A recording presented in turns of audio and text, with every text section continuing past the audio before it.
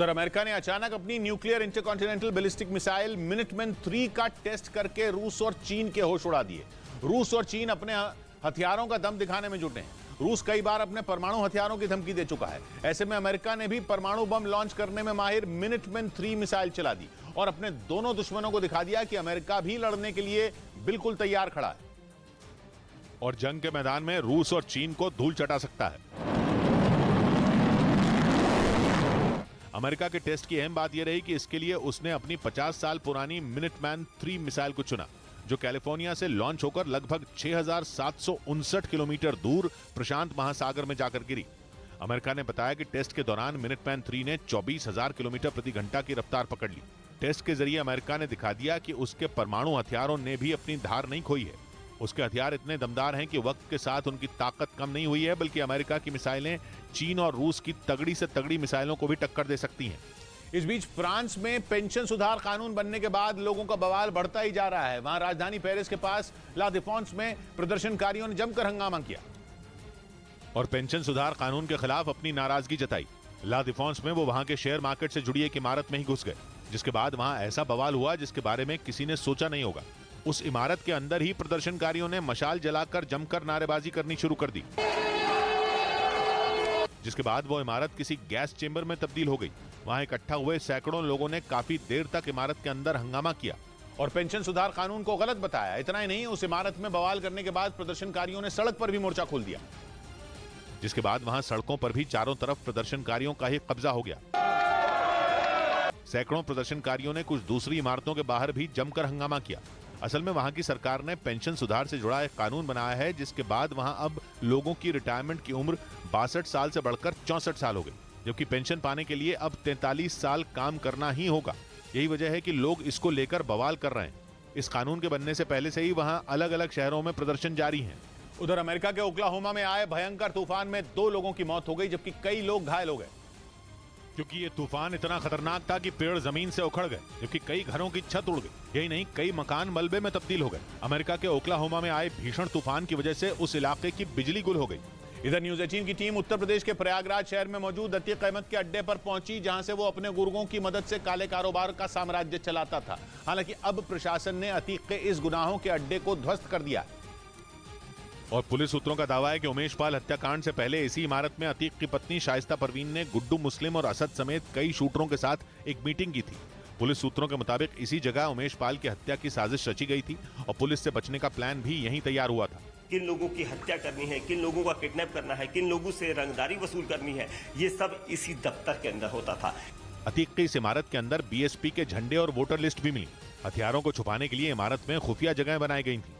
इसी बिल्डिंग से कुछ रोज पहले ईडी की छापेमारी में अवैध हथियार और लाखों की रकम भी बरामद हुई थी। इस बीच उत्तर प्रदेश के प्रयागराज में कॉलविन अस्पताल के बाहर अतीक और अशरफ के हत्याकांड के घटनाक्रम को समझने के लिए क्राइम सीन रिक्रिएट किया गया। 15 अप्रैल को अंजाम दी गई इस घटना की जांच एसआईटी और न्यायिक आयोग की टीम कर रही है और अब हत्याकांड के 5 दिन बाद क्राइम सीन को रिक्रिएट किया गया। हत्याकांड को कैसे अंजाम दिया गया था, इसे समझने के लिए जांच टीम ने पूरे घटनाक्रम को दोहराया। प्रयागराज के इस मोतीलाल नेहरू चिकित्सालय में इस वक्त मौजूद है और यहाँ तस्वीरें आपको लगातार दिखा रहे हैं कि पूरा रिक्रिएट किया जा रहा है सीन को। बाकायदा नकली अतीक और अशरफ को ठीक उसी तरह पुलिस की गाड़ी में बैठाकर मेडिकल जांच करवाने के लिए अस्पताल लाया गया। पुलिस की मदद से दोनों गाड़ी से उतरे और फिर अस्पताल की तरफ चलने लगे। इसके बाद वहां मौजूद कई पत्रकारों ने उन्हें घेर लिया। पुलिस के जवान भी उनके साथ आगे बढ़ते रहे। इसी दौरान नकली शूटरों ने उन पर फायरिंग शुरू कर दी और फिर गोली लगते ही नकली अतीक और अशरफ वहीं गिर गए, जिसके बाद वहां मौजूद पुलिस अधिकारियों ने हर चीज की जांच शुरू की। मतलब जांच अधिकारियों ने यह समझने की कोशिश की कि उस रात तीनों शूटरों ने अतीक और अशरफ को किस तरह से अपनी गोलियों का शिकार बनाया था, ताकि जांच रिपोर्ट में किसी तरह की कोई खामी न रहे। एसआईटी और न्यायिक आयोग के बाद लखनऊ से पहुंची फॉरेंसिक टीम ने भी घटना वाली जगह को अच्छी तरह खंगाला। इस दौरान जांच अधिकारियों ने घटना को समझने के लिए अतीक और अशरफ की सुरक्षा में तैनात पुलिसकर्मियों से भी पूछताछ की। यही नहीं, जांच अधिकारियों ने वहां पोस्टमार्टम रिपोर्ट की एक एक जानकारी को भी मिलाया। किस जगह पर पुलिस वाले खड़े थे, गोली लगने के बाद अतीक और अशरफ कहां गिरे, पुलिस वाले बचने के लिए कहां भागे और आरोपियों ने हथियार कहां फेंके। ऐसे कई सवालों के जवाब जांच अधिकारी काफी देर तक वहां तलाशते रहे। इधर अतीक और उसके भाई अशरफ की हत्या करने वाले तीनों आरोपियों का नार्को टेस्ट हो सकता है, क्योंकि आरोप है कि उनके बयान एक दूसरे से मेल नहीं खा रहे। लिहाजा हो सकता है कि पुलिस उनका नार्को टेस्ट करवाए, जिसके लिए वो प्रयागराज की सीजीएम कोर्ट से इजाजत मांग सकती है। पुलिस को शक है कि अतीक और अशरफ की हत्या की साजिश किसी और ने रची, जिसे बचाने के लिए तीनों आरोपी बार बार बयान बदल रहे हैं। उधर ईरान के हैकर अमेरिका की ट्रांसपोर्ट, एनर्जी और पोर्ट से जुड़ी कंपनियों का डेटा चुराने की कोशिश में जुट गए। ये दावा अमेरिका की टेक्नोलॉजी कंपनी माइक्रोसॉफ्ट ने किया और अमेरिका पर साइबर हमले की चेतावनी दे डाली। क्योंकि अमेरिका की टेक्नोलॉजी कंपनी माइक्रोसॉफ्ट ने दावा किया कि ईरान के शातिर हैकर अमेरिका की बड़ी बड़ी कंपनियों की नींव हिलाने वाले हैं। इस कंपनी की ब्रांच माइक्रोसॉफ्ट थ्रेट इंटेलिजेंस ने दावा किया कि अमेरिका पर अब तक का सबसे खतरनाक साइबर अटैक होने वाला है, जिसे ईरान के हैकर अंजाम देंगे। ईरान के इन हैकरों को मिंट सैंडस्टॉर्म भी कहा जाता है, जिन्होंने 2022 में अमेरिका पर छोटे मोटे साइबर अटैक किए थे। लेकिन माइक्रोसॉफ्ट का कहना है कि इस बार ईरान के हैकर कुछ भयंकर करने वाले हैं। खबर है कि ईरान के हैकर 2011 से अपने टारगेट को निशाना बनाते रहे हैं और खुद को होली सोल्स कहते हैं। लेकिन असल में इनका काम खतरनाक है और ये अमेरिका की बड़ी बड़ी कंपनियों का डेटा चुराते हैं। माइक्रोसॉफ्ट थ्रेट इंटेलिजेंस ने ईरान के जिन हैकरों को मिंट सैंडस्टॉर्म नाम दिया, उन्हें इंटरनेट की काली दुनिया में चार्मिंग किटन के नाम से भी जाना जाता है, जो 2011 से पत्रकारों और अमेरिका की बड़ी बड़ी कंपनियों को टारगेट करते रहे हैं। माइक्रोसॉफ्ट ने दावा किया कि इस साल फरवरी में फ्रांस की मैगजीन शार्ली एब्दो का डेटा चुरा लिया गया था, लेकिन अपने इन काले कारनामों के बावजूद ये हैकर खुद को होली सोल्स कहते हैं और ये दावा करते हैं कि वो जो कर रहे हैं सही कर रहे हैं। इन हैकर में ज्यादातर को किसी ने नहीं देखा और इसीलिए ये ईरान के मजबूत हथियार बन गए, क्योंकि अमेरिका ने दावा किया था कि ईरान में बुद्धिमान लोगों का ब्रेन वॉश करके उन्हें हैकर बना दिया जाता है, जिसके बाद ये अपने दिमाग का गलत इस्तेमाल करते हैं। और इस बार तो वो अमेरिका की ट्रांसपोर्ट, एनर्जी और पोर्ट कंपनियों का डेटा चुराने की तैयारी में है, जिनसे लड़ना बाइडेन के लिए मुश्किल हो सकता है, क्योंकि इस बार अमेरिका ने ऐसे खूंखार लड़ाके भेजे हैं जो पर्दे के पीछे से वार करेंगे और अमेरिका की असली ताकत यानी कि उसकी तकनीक को खोखला करेंगे। और अगर वो कामयाब हो गए तो अमेरिका की ट्रांसपोर्ट और एनर्जी इंडस्ट्री का दोबारा खड़ा होना मुश्किल हो जाएगा, क्योंकि ये हैकर कंपनियों का डेटा लीक कर देंगे और इसके साथ ही लीक हो जाएगी अमेरिकी तकनीक, जिसे उसके दुश्मन कॉपी कर सकते हैं और अमेरिकी तकनीक का इस्तेमाल उसी के खिलाफ कर सकते हैं।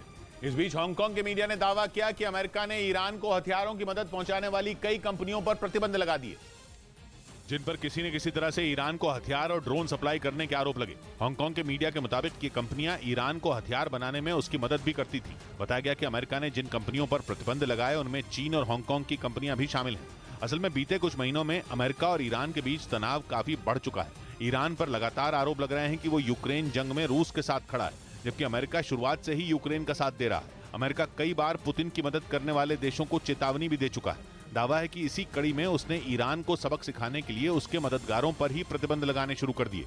इधर असम और अरुणाचल प्रदेश के बीच सीमा समझौता हो गया। गृह मंत्री अमित शाह की मौजूदगी में दोनों राज्यों ने समझौते पर साइन किए, जिसके साथ ही असम और अरुणाचल प्रदेश के बीच सीमा विवाद खत्म हो गया। दोनों राज्यों में पिछले 50 साल से सीमा विवाद जारी था, जिसे गृह मंत्री अमित शाह की मौजूदगी में सुलझा लिया गया। ये बहुत बड़ी उपलब्धि है। असम और अरुणाचल प्रदेश के बीच करीब 800 किलोमीटर लंबी सीमा पर कई जगह साल 1972 से विवाद था। उधर अफ्रीकी देश सूडान में सेना और पैरामिलिट्री ग्रुप आरएसएफ के बीच बवाल थमने का नाम नहीं ले रहा और वहां लगातार हिंसा जारी है। मरने वालों का आंकड़ा करीब 300 हो चुका है। यही नहीं, पाकिस्तान के दूतावास पर भी हमला हो गया और खबर आई कि सूडान की राजधानी खर्तूम में पाकिस्तान के दूतावास पर गोलियां चली। ये जानकारी खुद पाकिस्तान के दूतावास ने दी और सूडान की सरकार पर सवाल उठाए, क्योंकि दूसरे देशों के दूतावास की जिम्मेदारी वहां की सरकार की है। सूडान करीब एक हफ्ते से जल रहा है। न सूडान की सेना पीछे हट रही है, न पैरामिलिट्री ग्रुप आरएसएफ। सूडान में 2021 में सेना ने तख्ता पलट करके सत्ता पर कब्जा कर लिया था, लेकिन अब पैरामिलिट्री ग्रुप आरएसएफ उसके खिलाफ खड़ा हो गया, जिसकी वजह से सूडान में गृह युद्ध जैसे हालात बन गए। हिंसा के बीच वहां कई भारतीय फंसे हुए हैं, जिन्हें निकालने के लिए भारत सरकार लगातार कोशिश कर रही है। आंकड़े बताते हैं कि सूडान में करीब 4000 भारतीय रहते हैं। भारत सरकार की कोशिश है भारत के लोगों को जल्द से जल्द वहां से निकाला जाए, जिसके लिए विदेश मंत्री एस जयशंकर 4 देशों के संपर्क में हैं। इन देशों के नाम अमेरिका, ब्रिटेन, सऊदी अरब और यूएई हैं। खबर है कि एस जयशंकर ने यूएई के विदेश मंत्री से फोन पर बात की। सूत्रों ने यह भी बताया कि सूडान में भारतीय दूतावास ने एक व्हाट्सएप ग्रुप बनाया है और लोगों के संपर्क में है।